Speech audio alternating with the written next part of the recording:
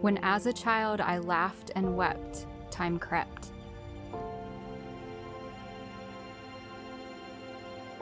When as a youth I waxed more bold, time strolled. When I became a full-grown man, time ran. When older still I daily grew, time flew. Soon I shall find, in passing on, time gone. O Christ, wilt thou have saved me then?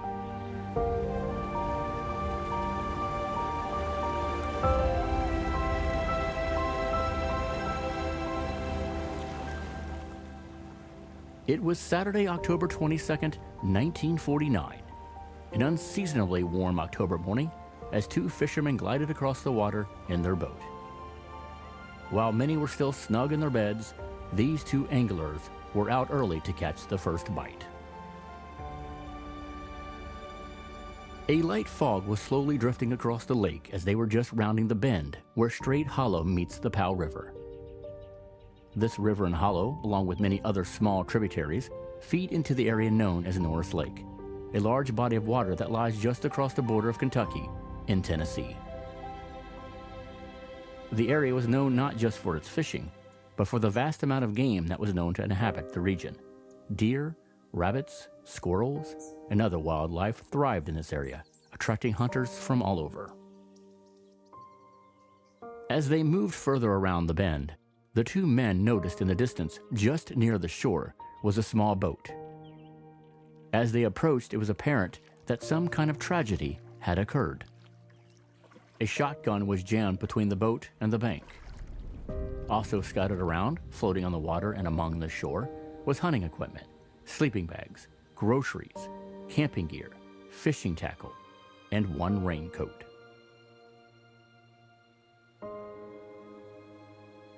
The fishermen looked up and down the shore for the owners, but no one could be found. A feeling of dread was starting to sink in, and the realization that possibly something unpleasant had happened. After taking a quick look around, they made their way back to the dock and called the local sheriff to advise of what they had discovered.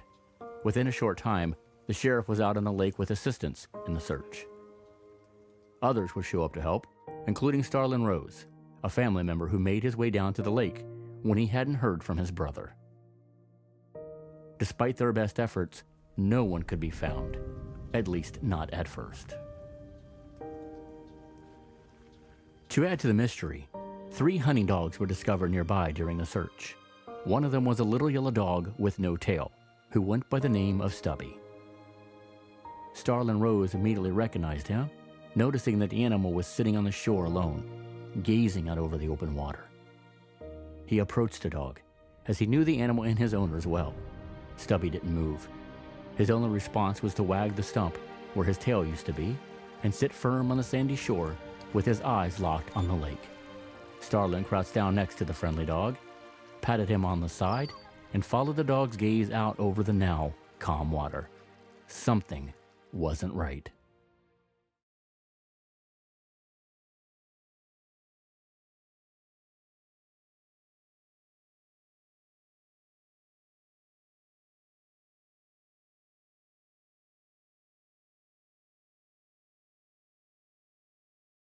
The poem Time's Paces, written by Henry Twells, speaks to all of us. It reminds us just how fast time really flies, and if we're not careful, it will be over before we had a chance to truly experience life. Our parents remind us not to rush our lives or wish it away carelessly. We should cherish every second we are given to live on this earth and take advantage of every breath we inhale and every moment we experience. We should enjoy all the times we are allowed with our loved ones and those we care about, for one day we will wake up and they will be gone forever. Once they are gone, it is too late, and we wish to have just one more day with them, but all we are left with are our memories of the time long gone. A copy of this poem from Twells was found written upon a piece of paper, folded up in a Bible owned by Frances Rose, my grandmother. These are words that meant so much to her, helping her through the years, giving her comfort and strength in times that must have seemed almost impossible. No one is sure as to why she chose this specific poem. It is too late to ask her. She is gone now, having passed in the year 1999. What I wouldn't give to have just one more day with her to talk, for her to tell me her story, to tell me what it was like when she was growing up.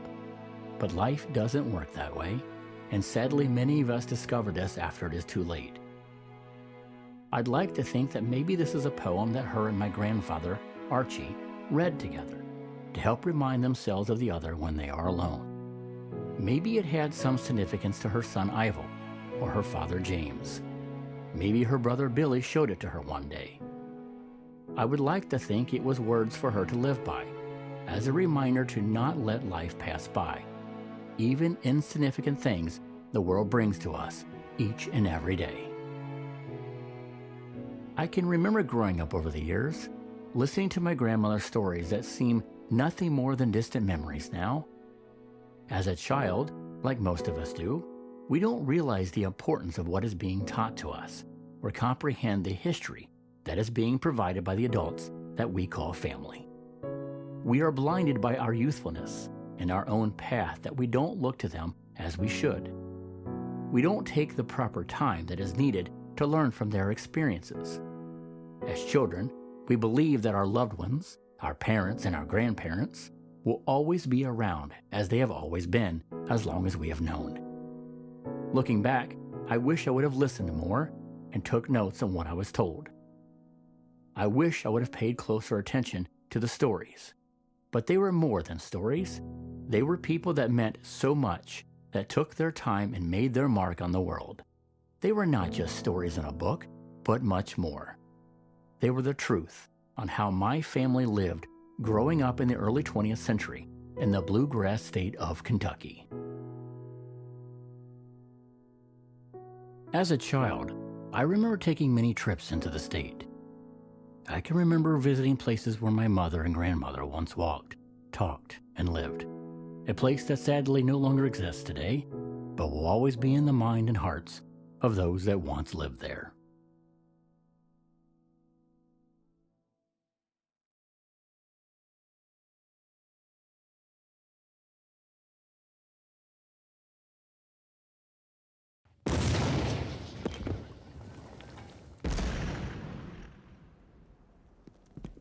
During the early 20th century, a lot of changes were brought about the American people and the world.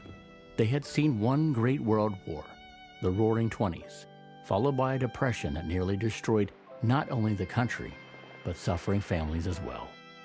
All of this would be followed in 1941 by yet another world war. The early 20th century had its ups and downs, but it was also a time when industry was surging, when steel factories worked around the clock in order to meet high demand.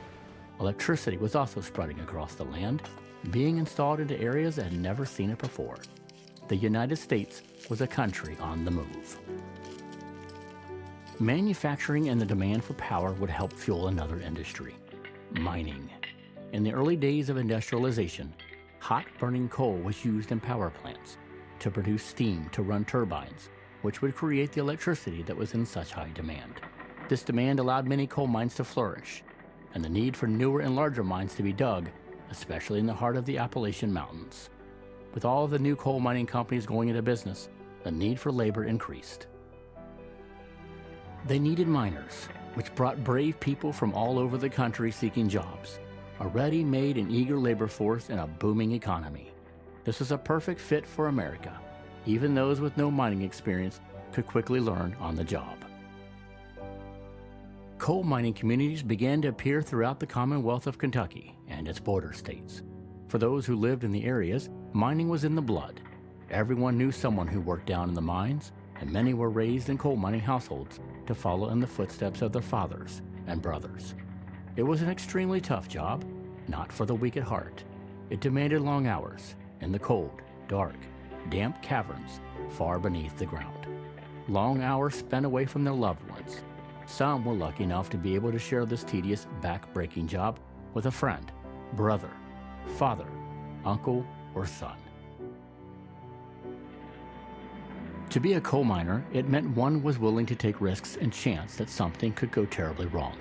Often it did, and lives would be lost in those dark mines. But even though this threat of danger always loomed over them, the men and boys continued to do the job set before them. To these miners, it was not just a job, but a responsibility, both to the companies they work for and the families back home.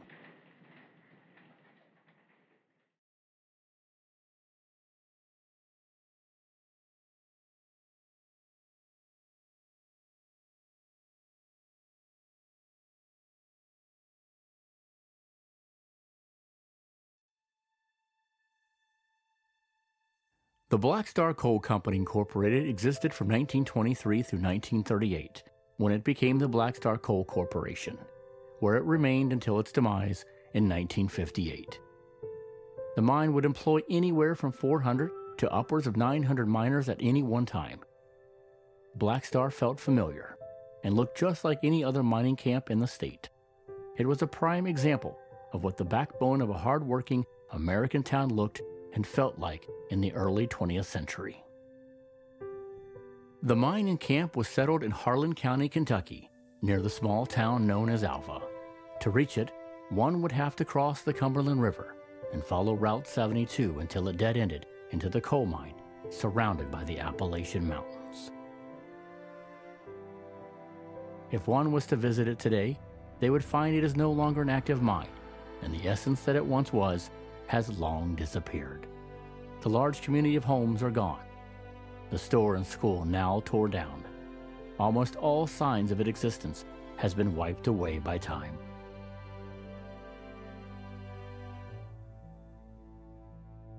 During the early times of the 20th century, coal companies built small communities for the use of their labor staff and would rent their houses to the coal miners and their families. They did this for a few reasons. One was to keep their employees close to the mine, allowing them to work longer hours. The miners would work harder with little complaint, as it allowed their family to be close by and supply shelter and warmth. Of course, it didn't go unnoticed that these homes were owned by the coal mining companies themselves. So when a family rented one, they were providing another source of income to the company. It was convenient for both parties, as long as they continued to work for the company. These small towns looked more like shanty towns than anything, but they were filled with people who cared deeply for one another. Many did the best they could to take care of their families and would often raise pigs and chickens around their homes in order to keep themselves fed and to cut costs. However, what couldn't be raised on their own needed to be purchased.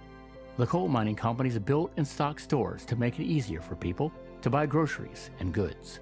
These stores were stocked with everything needed to survive, from food to clothes to toys and more. The coal mining companies made it convenient for the workers and their families by providing scrip, a token or paper with value that was given to the coal miners who could pay using these as an advance on their wages. The coal mining companies even supplied a doctor's office, church, restaurant, beauty shop, movie theater, pool hall, and even their own school.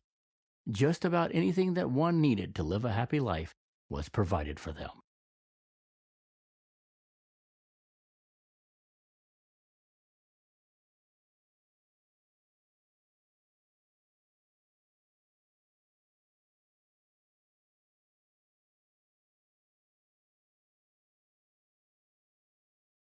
Francis A. King was born in Jasper, Alabama on November 11, 1919 to the proud parents of James and May King. At a very early age, her father was forced to move the family to Bell County in southern Kentucky for a better opportunity for work in the coal mines as a surveyor. Frances was the oldest child in the family with two sisters, Edwina and Elizabeth. She also had one brother named Billy. She had a very close bond with her siblings, especially her brother, who was very protective of her. Like so many during these turbulent times, she helped her mother raise her younger sisters and brother and deal with the never-ending work around the home. Many a time she could be found cooking, cleaning, sewing, and doing the laundry, along with other basic chores. In an era of depression and deprivation, families found any avenue they could to save money. This was not only a smart way to live, but had developed out of the hard times when people were forced to find original and creative ways to survive. One of these unique ideas were for parents to use burlap food sacks. Instead of throwing them away or using them for more storage of food, cutting them to be tailored into clothing for their children. It was a great way to save money, though many of the kids were less than enamored with their crude garments. On the other side of the mountain, from where Francis and the Kings had moved, lived a boy named Archie Rose, a boy that Francis would become quite acquainted with in the years that followed. Archie Rose was born into a coal mining family.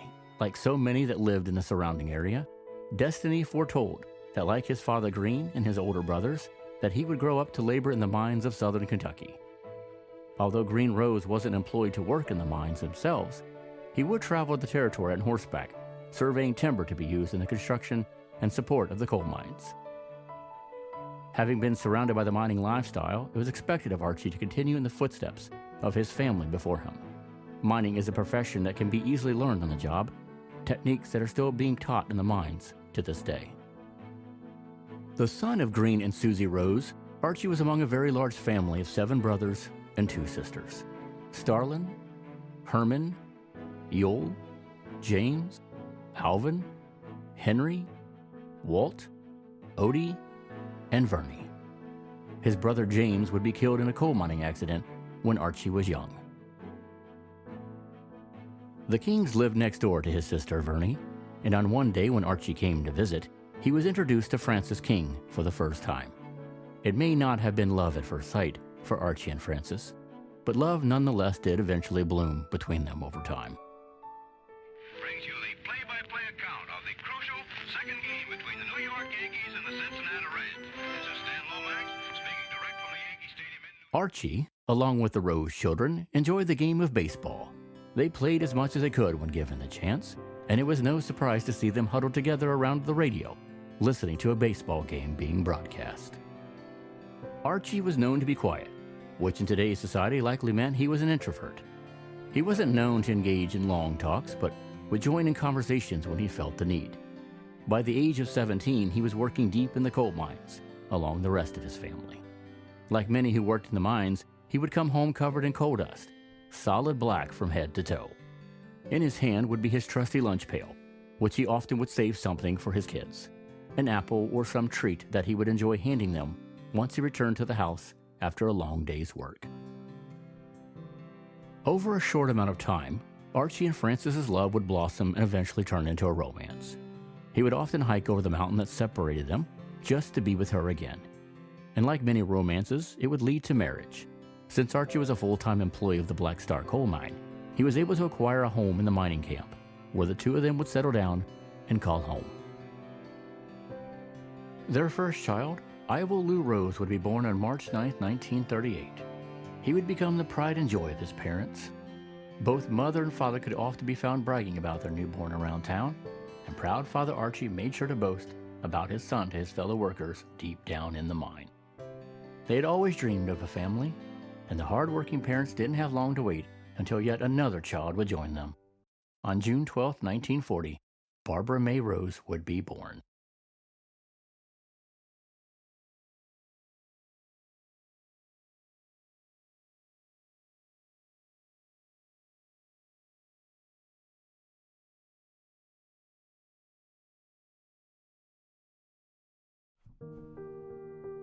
James King was described as hard-working, funny, and a dedicated husband and father to his family. He enjoyed the simpler things in life, such as hunting, fishing, and was even said to have quite the green thumb at gardening. He could often be found tending his plants and flower beds that surrounded their simple but beautiful home. James was also known to be a very good carpenter, and with the help of his son Billy, would build a home for his family in East Pineville, Kentucky. James would meet and marry his one true love, May Perry, in Alabama in 1919. They were like any other couple, deeply in love and passionate about life. In these few surviving photos, one can see just how much they enjoyed each other's company. They were a happy family, a family with the same problems everyone of the time faced: finances, sickness, and the simple everyday tasks that we call life. And along with the hard times came the joy and happiness as they faced each day together as a loving family.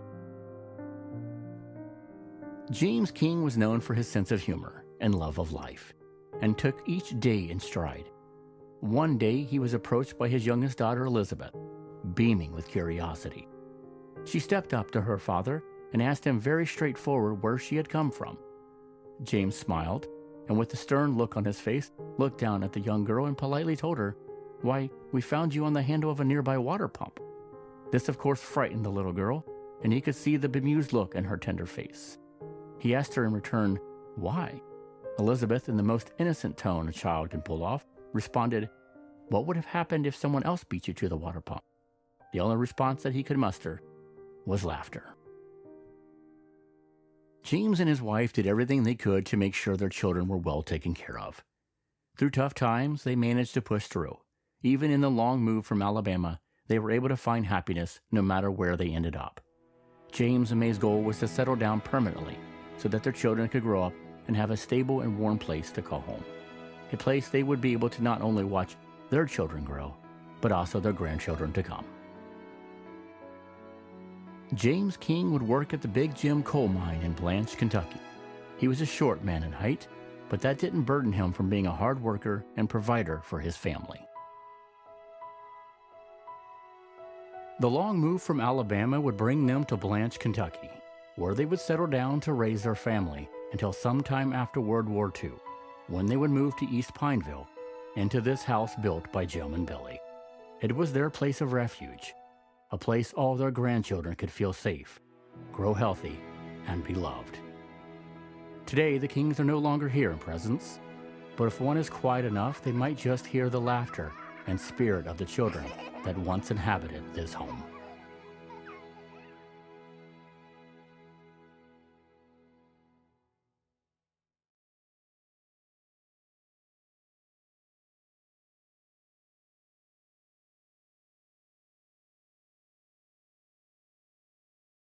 James William King Jr., known to everyone as Billy, was born on August 24, 1922, the only male in the King household, beside his father, James Sr.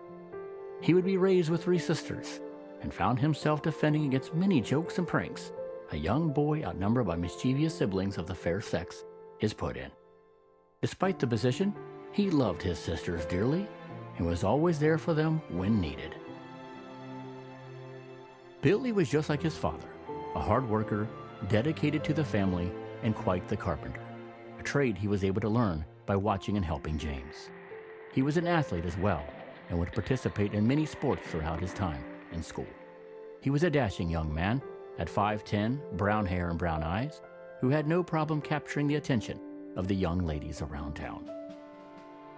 He was strong and smart, and would put his talents to good use when after the attack on Pearl Harbor, when America entered World War II. Like most young men his age, he wanted to do his part in the war against fascist Nazi Germany.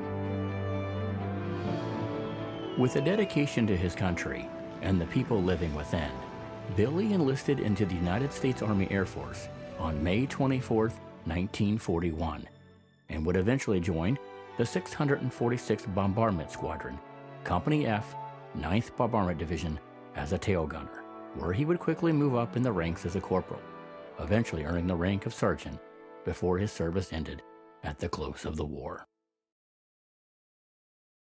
During his time at war, Billy would keep a small notepad where he would list all the places his plane had bombed and on what dates each raid had occurred. He would often write home to his family, especially his worried mother, who was beside herself that her only son was on the other side of the Atlantic fighting a war. One of those letters still survives to this day, and it reads as follows. Dear Mother, just a few times to let you know that I am okay. Everything is just the same here and I'm in the best of health. Mother, I am sending you a medal I got for flying 5 missions over Germany. Now, Mother, I don't want you to worry, for there isn't a thing to worry about. It is safer in an airplane than it is on the ground nowadays. I had a little accident in a Jeep and had some stitches taken in my forehead. It was just 2, so don't be alarmed. I haven't heard from Ed or any of them for a long time. I guess they've just forgotten they have a brother. It has been so long since they saw me. Mother, I had a letter from Betty and one from Ella also. They were the same as ever. Ella even says she loves me, but I think that's a bunch of baloney. I haven't secured any of my Christmas presents except the slippers you sent me. They must be east somewhere. There, I guess I better close for this time. I told you about the trip to the front for 6 days, didn't I? I had a lot of fun. That is when I had the little accident. Answer real soon. Your son, Billy. Billy would be one of the lucky ones. He would return home safe when the war came to a close in 1945. He would have no problem settling back in with his family and would get a job at the tipple, loading the coal onto the railroad hopper cars with the Big Jim coal mine, where his father James worked. It is near this time he would meet his wife Betty Louise Bishop, and together they would have a child on July 15, 1948.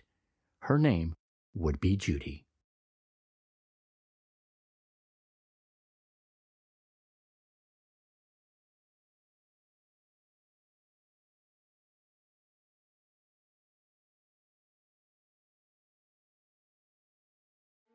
Ivo Lou Rose was the firstborn child of Francis and Archie. He would be brought into the world on March 9, 1938, to some very proud parents and grandparents. He was everything Francis and Archie had hoped for. Someone Archie could share his love of hunting, fishing, and especially his passion for baseball. There would be many times he and his father could be found huddled around the radio, listening to every word as the commentator announced the play-by-play calls of many professional baseball games broadcast. Like any proud parent, his mother Frances would often show him off around the mining camp to anyone passing that would stop and listen. As Ivo grew, he would often be found hiking the local forest, playing with other kids on the train tracks, and of course, would follow in his father's footsteps and join a local baseball team. He was a fairly smart kid, but like many boys of his age, would find himself falling into trouble from time to time. In one example, Ivo had wandered away from home to end up at his Uncle Yule's place in the mountains. Ivo was very fond of his uncle, who was known to be something of a mischievous prankster. One time, Yule had placed a dead rattlesnake under a newspaper, unbeknownst to Ivo. Yule told the boy to pick the paper up, and when he did, the boy didn't even scream. He just calmly took the paper and carried on like nothing had happened. Ivo found a kindred spirit in Yule, one that created a strong bond between the two. When Ivo disappeared from home, Archie and Frances searched everywhere, worried that something might have happened to their boy, until they discovered he was safe with Yule. Archie went to his brother's house to retrieve Ivo that night.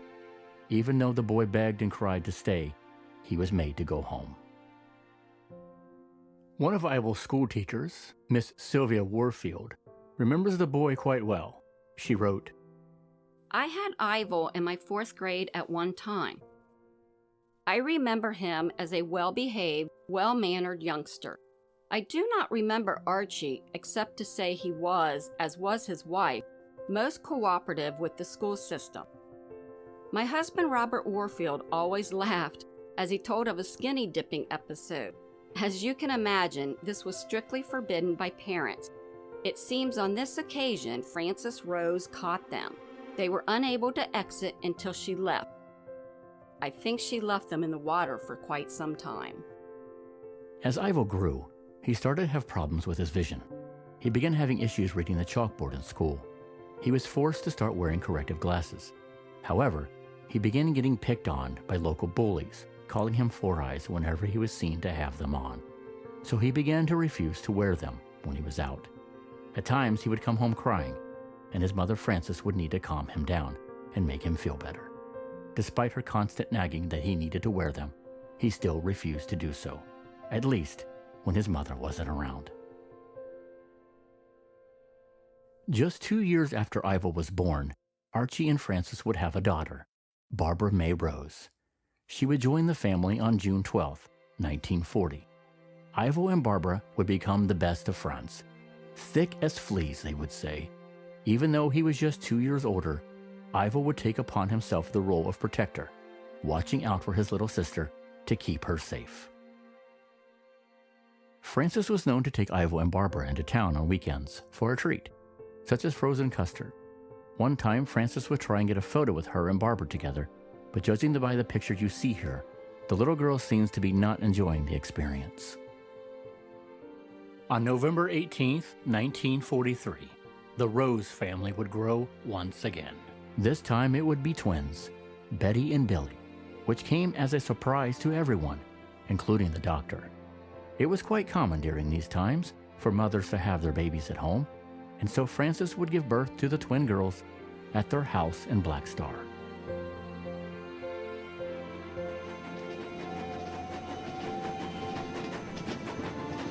It's been said it was very cold that night, and the twins were born very tiny.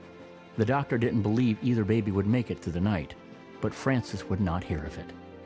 With heated determination and prayer, she and her husband Archie did everything they could to secure their survival. They took bottles of hot water and placed them around the infants to keep them warm, creating an improvised incubator of sorts. That night came and went, and their efforts did not go in vain.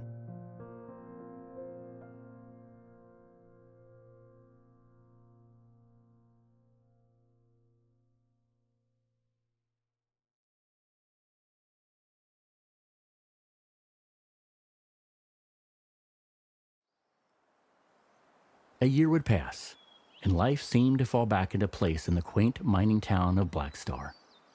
The mundane duties of everyday life continued. But on June 16, 1945, everything would begin to change. Frances's sister Elizabeth had come to visit as she often did from time to time, but this instance she decided to take Barbara for a short trip, possibly into town to get a custard or a special treat. They would return later that day, and upon their arrival, Ivo was asked by Frances to go out back and tend to the pigs. Barbara insisted to join him, as she loved the pigs very much and enjoyed feeding them, but was quickly told she wasn't allowed. Barbara didn't listen and snuck out of the house to follow Ivo. Out back, above the pig pens, construction was taking place atop the mountain by the coal mine. Bulldozers were pushing dirt, rock, and debris around to make room for a new coal shaft or a road. A large boulder had become dislodged, tumbling down the mountainside. It hit trees, bouncing back and forth off other rocks as it fell down the hill, crashing down onto the ground near the Rose family house. The large boulder just missed Ivo, hitting his foot with debris, but his little sister wasn't as lucky. The boulder crushed little Barbara, killing her instantly. It was a tragic accident beyond comprehension. Death was not new in Black Star. Over the years, there were miners that had been victim to accidents and laid to rest in the small mining community. But it was even more heartrending when it befell a child. Barbara would be buried in the nearby Alva Cemetery, having turned the age of 5 on June 12th, just 4 days before she was killed.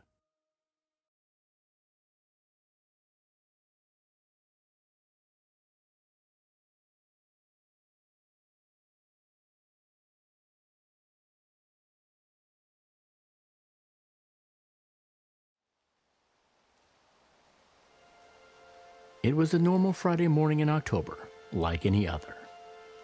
Archie had taken the day off from work to gather a few things for a hunting trip he had planned on that afternoon. He was gathering a small rowboat from his friend Dewey Thomas, who lived in Pineville. Dewey was letting him borrow it for the weekend so that they could scout the shores of North Lake, where hunting was said to be the best. Down at the Black Star School, class was currently in session. Ronald Rose, a cousin of Ivo's, anxiously awaited the end of the school day. It was an unseasonably warm Friday. The weekend was almost upon them. 2 whole days of no school, which for Ronald meant 2 days of freedom, running through the nearby forest or climbing the rocks and the mountains that surrounded the small coal mining town. No matter what his plans were, he was excited to see the day over and done with. He anxiously watched the hands on the clock as they slowly moved past each hour. Lunch came. The day was half over, and he was going to quickly race home and eat. He exited the classroom and was heading out of the school when he spotted Ivo leaving as well. Ronald tried his best to match pace with the older boy. He caught up with him and asked, "Going home to eat lunch?" Ivo looked down on his younger cousin and replied with excitement, "Nope, I'm going with my dad, grandpa, and uncle to hunt and fish." That was the only word spoken between the two as they walked a bit further down the road together.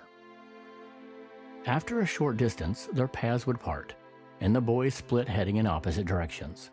Ivel said his goodbyes and continued home, his mind filled with excitement of the adventures that lay ahead. Ronald watched his cousin walk away, unaware that would be the last time he would ever see him. Upon Ivel's arrival, Frances would have everything packed, including herself and the twin girls, into the new 1949 Studebaker Archie had recently purchased. The three were joining them on the first leg of the trip to James and May King's home in East Pineville. The car would pull away. Their small house would disappear in the rearview mirror as they left the mining camp behind. None were aware of the fate that awaited them. Upon arriving at the King's home, they would be joined by Billy, who had brought his wife Louise and their daughter. Since the boys were having a night out, the ladies were going to have an evening in together. It's not known if the family ate together before the men embarked on their hunting trip. Regardless of what happened in the small house in East Pineville, that afternoon, after some kisses and goodbyes, the three men, one boy, and the three hunting dogs would leave behind the rest of the family and head towards Tennessee on their final leg of their journey. Frances would watch her family pull away, waving her final goodbyes. She had only a week before finally given in to allowing Ivel to attend the hunting trip. He was originally supposed to go with his Boy Scout troop on a camping trip, but instead he pleaded and begged to go with his father and family hunting. He eventually wore Frances down, who gave in and let him go, a decision that would haunt her the rest of her life.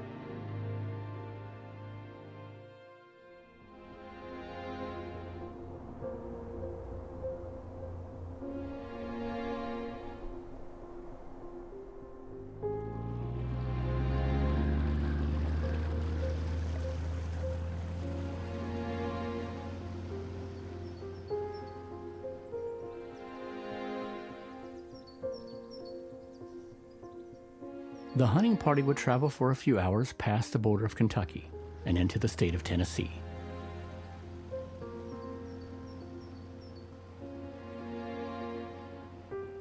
They would reach Romy Lean Dock on the Powell River near Steiner sometime late in the evening.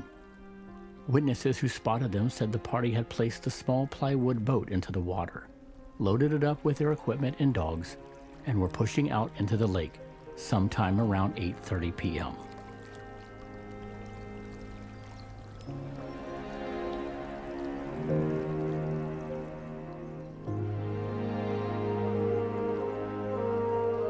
They would move out onto the lake, heading towards the far side from where they entered, searching for game. They were just rounding the bend where Strait Hollow meets the Powell River when tragedy struck. What exactly happened is unknown, but from witnesses' accounts, it's possible the boat may have become overwhelmed with all the weight that was placed within it. How the events unfolded exactly are unclear, forever lost to the passage of time. Later, a watch from one of the men was discovered to have stopped working at 9:18, the possible time it may have been submerged into the water during the fateful event. From what has been uncovered of the events, as soon as the boat took on water, panic may have set in. Archie, being the protective father he was, may have took hold of his son to keep him from the water. Both Archie and Billy were said to have been excellent swimmers. However, with everyone weighted down with the hunting equipment, vest, shells, and other items, it would have made it very difficult to remain afloat. One must also take into consideration that it is rather difficult to swim when fully clothed and impeded by the shroud of darkness. There were no lights in the area of the lake. Blackness surrounded them as they began to submerge into the waters. Only the screams of panic and the thrashing in the water would have signaled their locations. When the two fishermen navigated around the corner in the early morning of Saturday the 22nd, they discovered not only all the hunting equipment, but it is said that a pair of boots was also found among the debris. It's believed that during the night, While the boat took on water and everyone succumbed to the lake, Billy may have somehow managed to swim to the shore. Whether this is what happened has long been debated, but the possibility remains that he managed to get Ivel to the shore and advised the boy to go and get help. Once the boy was gone, he dove back into the lake to help his father and brother-in-law. He swam through the dark waters, back to where he believed their last location was. But whatever happened, he would never return to the boots. Back in East Pineville, unbeknownst to the women of what had happened, unexplained events would occur to each of them during the night. First, that evening before bed, 4 knocks would suddenly be heard from the front door. Upon opening and investigating, not a soul would be found, leaving the one bewildered on who could have knocked. The strangest of the night didn't end there. The ladies would have an even more peculiar time individually and would talk about their experience to one another the next day. May spoke of a nightmare she had about her son Billy, who had approached her as an angel. She said he was white as a ghost and was doing everything he could to call to her, reaching out, but there was nothing she could do to help him. Louise had a similar nightmare, but hers was of losing the wedding ring Billy had given her, and no matter where she looked, she couldn't find it. All eyes then turned to Frances, and she too admitted something had happened to her during the night. She said she woke up out of a deep sleep, suffocating, and the room seemed to be filled with the overwhelming scent of fragrant flowers. None of the women knew of the heartbreaking events that had happened until later that day.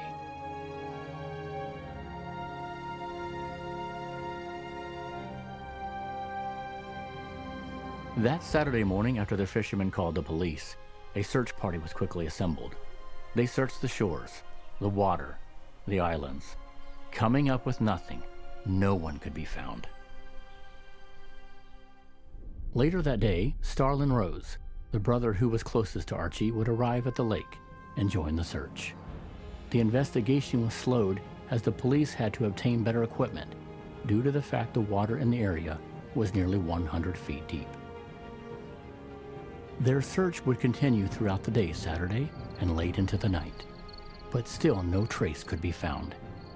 The King and Rose families were huddled together, praying, hoping that their loved ones would be returned to them safely. One can only imagine the thoughts and fears running through their minds at this time. The search would begin at the break of dawn on the Sunday morning of the 23rd. It would be a grueling search, exhausting, but none of the search party wavered from their task, especially Starlin Rose. Later that day, around 4:15 p.m., the worst became a reality. The search party had discovered the body of Billy King. Just 30 minutes later, the body of Archie Rose would also be found. In a matter of 2 days, a family was shattered. But even through the tears, there was no time to rest. 2 loved ones were still missing. The search continued on. The sun would set over the trees that evening, but the search party continued into the darkness of the night with flashlights and lanterns. It was a cold fall night, but the search continued until when at 9:30 p.m., the body of James King would be discovered in the water. Only 11-year-old Ivel now remained missing. Frances would hold her twin girls tightly, doing her best to keep together in front of her children. She had just learned she lost her husband, brother, and now her father. Her son still remained missing. All hope was beginning to fade away. As the bodies of the 3 men were sent back home, the search continued into Monday and Tuesday. Divers were employed to search the depths of the lake, but Ivel still couldn't be found. Wednesday would come, and Starlin would arrive to progress the search. He had taken the dogs home with him, but returned with just one, Stubby. Stubby had been Ivel's dog, given to the boy as a present. The two were an inseparable pair. Upon their arrival, Stubby jumped out of the vehicle and raced back to the sandy shore. Starlin was going to grab him, but noticed something very peculiar in his actions. The dog stood on the shore just near the water and started barking out into the lake. When Starlin went to pick him up, the dog dodged his grasp and leaped into the water. The animal swam out into the lake further and further away from the shore. As he reached a certain point, he turned back. Starlin thought the animal was going to return to him as he swam to the shore again, but at the last second the dog turned back out towards the deeper water. The animal started moving in a V-shaped pattern, over and over, as if he was trying to tell him something. The search party immediately took notice of the dog and moved to the area indicated. They started dragging the water, and just before noon, the body of Ivo Lou Rose floated to the top. From the location where Ivo's body was discovered, it's assumed that he may have went to get help, but in the pure darkness of the night, he may have fallen back into the lake and unfortunately drowned.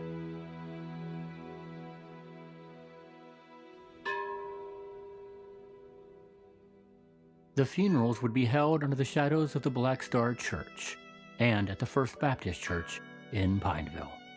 An entire coal mining camp would mourn its loss. It took everything that Frances could muster from within to keep herself from falling apart during these dark times. Later in her life, she would admit that it was her two twin daughters, Betty and Billy, that kept her going. She would also rely on her deep faith as a Christian to keep continuing day to day. It is here we are reminded of the poem by Henry Twells, which was found in my grandmother Frances's Bible.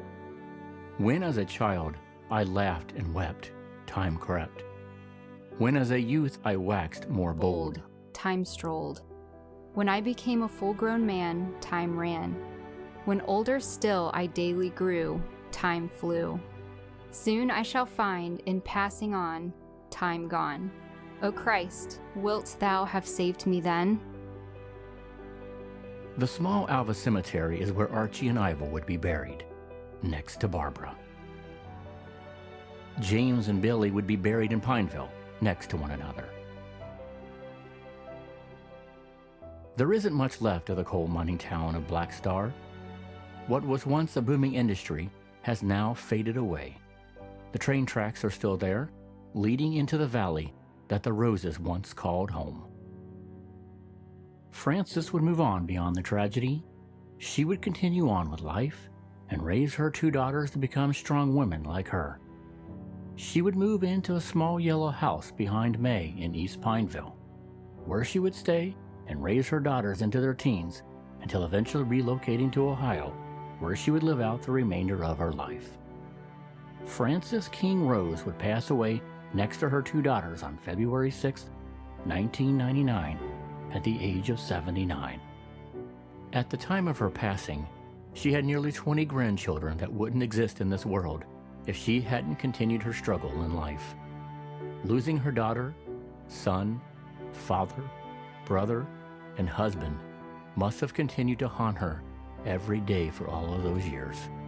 Her memories, and the memories of all those who were with her, continue on in her descendants. She is at peace with the loved ones long gone, and the pain and suffering of the past is no more.